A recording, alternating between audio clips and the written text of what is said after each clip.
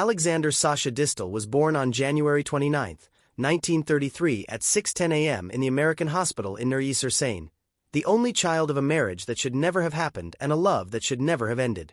His father, Leon Distel, 37 years old, was a Russian Jewish émigré who had fled the pogroms of Odessa in 1917, arrived in Paris with nothing but a violin and a talent for making women cry.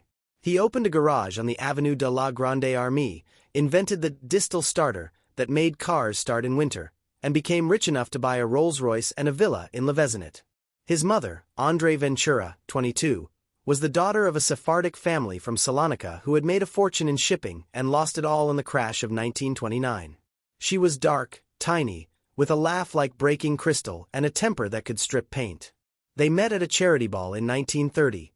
He seduced her with a tango, she seduced him with a slap when he tried to kiss her too soon. They married 6 months later against both families' wishes and fought every day for the rest of their lives. When Sacha was born, Leon was in Moscow trying to sell his starter to the Red Army.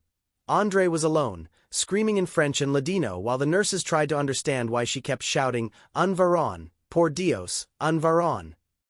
He grew up in a house where the furniture was Louis XVI and the language was a mixture of Russian, French, Yiddish, and insults. At 5 he could swear fluently in 4 languages.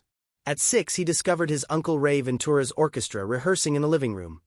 Ray, the king of French swing, the man who made the whole country dance to Tout va très bien, Madame la Marquise, while the Germans marched in. Sacha sat under the piano and watched the double bass player, the drummer, the clarinetist, and decided that music was the only thing worth living for. Ray gave him a ukulele for his 7th birthday. By 8 he was playing rhythm guitar in the children's section of the Collegians de Ray Ventura. By 10 he could play in the mood note for note and make the maids cry with La Vie en Rose, even though the song didn't exist yet. The war scattered the family like leaves. Leon was interned at Drancy, then deported to Auschwitz in 1942. He never came back.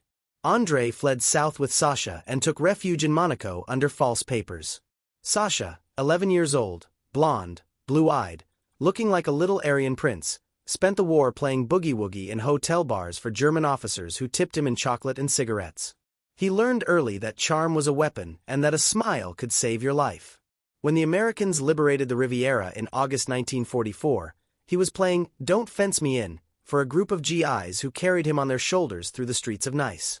He was 12 and already knew he belonged on stage. Paris after the war was jazz mad. Sacha enrolled at the Lycée Claude Bernard but spent more time in the caves of Saint-Germain-des-Prés than in class. He played guitar with Hubert Rosting, Alex Combel, then with Django Reinhardt himself, who listened to the kid's solos and said, "Two Joes come on Ange, mais two Seuras come on Voyou."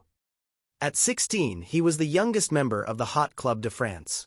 At 17 he won the Meilleur Guitariste de Jazz prize at the Festival de Juan Les Pins and used the money to buy a white Gibson L5 that he never let anyone else touch. He dressed like an American, zoot suits, thin mustache, hair slicked back with Brill cream. Girls fainted. Boys copied him. Paris called him Le Petit Prince du Jazz. But jazz didn't pay the rent forever. In 1956 Ray Ventura, now his official manager, pushed him toward Chanson. Sacha hated the idea. He wanted to be the French Charlie Christian, not another crooner in a tuxedo. Ray locked him in a studio with the best arrangers in Paris and forced him to record Scooby-Doo. The song was stupid. Apples, pears, and Scooby-Doo, a children's rhyme set to a cha-cha. Sacha sang it with a grin that said, "I know this is ridiculous, but I'm going to make you love it anyway." It sold 1 million copies in 3 months. Overnight he became the idol of every teenager in France. He hated the song for the rest of his life but never stopped singing it because the audience screamed too loud to refuse. The 1960s were champagne and chaos.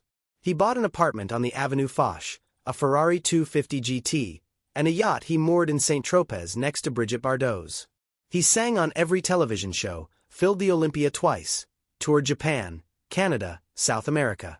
He wrote La Belle Vie in 1962. Tony Bennett turned it into The Good Life and made it immortal.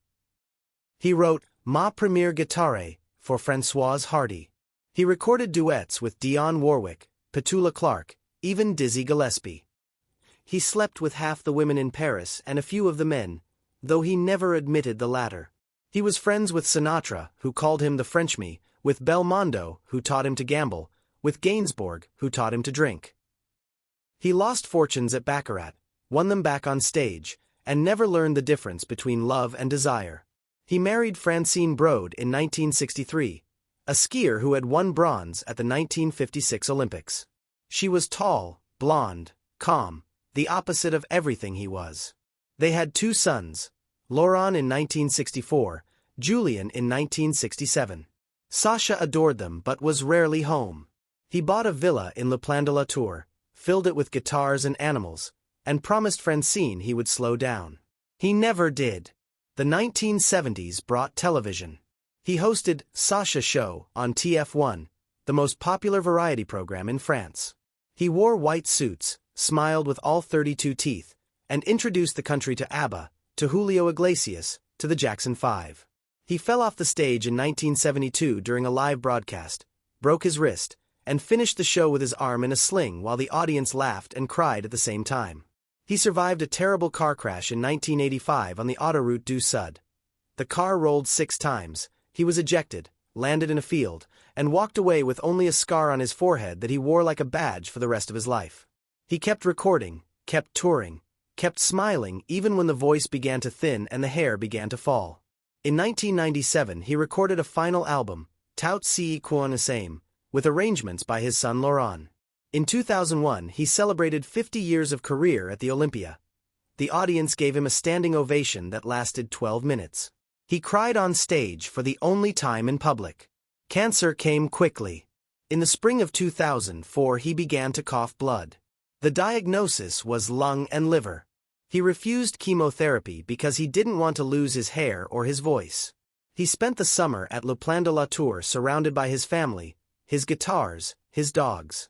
He played La Belle Vie one last time on the terrace at sunset, very softly, just for Francine.